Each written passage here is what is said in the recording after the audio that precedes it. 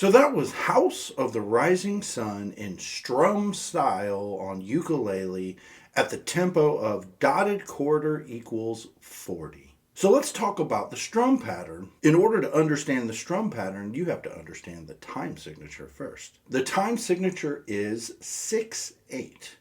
That is 6 eighth notes per measure. And the way they group is you'll have two groups of 3 eighth notes each. And so they feel a little bit like triplets if you're familiar with triplets. But basically the way 6/8 feels, it goes like this. 1, 2, 3, 4, 5, 6. 1, 2, 3, 4, 5, 6. It swings like a pendulum the whole time. Feels a little bit like a boat rocking back and forth like this. So the main thing is to know that you have two groups of 3 eighth notes each and that it swings like a pendulum. Of course, when you apply that to the strum pattern, it sounds like this. 1, 2, 3, 4, 5, 6. 1, 2, 3, 4, 5, 6. 1, 2, 3, 4, 5, 6. 1, 2, 3, 4, 5, 6.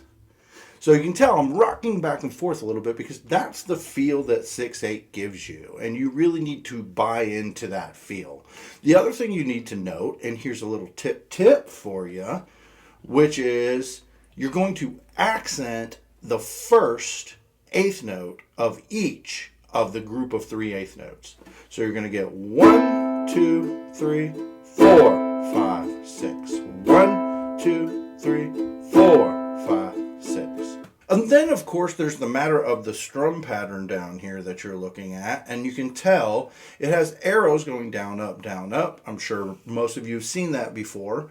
Notice where the miss is that I call. So with strumming, when you strike the strings, we call that a hit.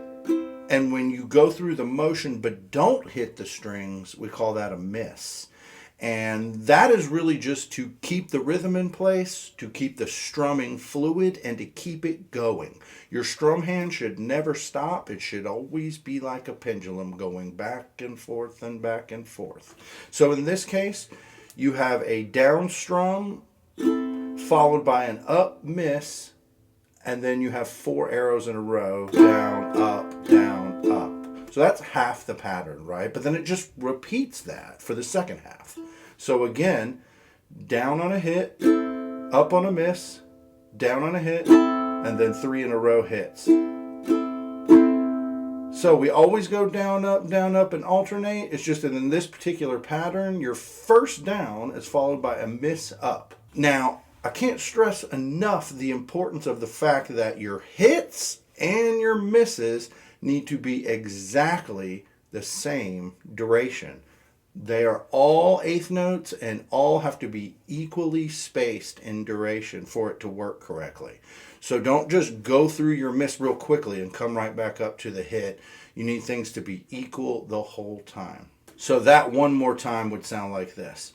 Down, miss, down, up, down, up, down, miss, down, up, down, up, down, miss, down, up, down, up, down, up, down, up, down, miss, down, up, down, up, down, miss, down, up, down, up. Now, if you're putting this together for the first time, here's what I recommend. Separate both of your hands in the beginning. What I mean by that is, make sure you learn all the chords first, make sure you know them really well, and make sure you can switch the chords.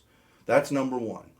Number 2, take only one of those chords, apply it to the strum pattern, and then practice the strum pattern until you cannot forget it. In other words, commit it to memory and know it so well that you cannot forget it. That way, when you put the two things together, it'll be a lot more easy to play this entire song.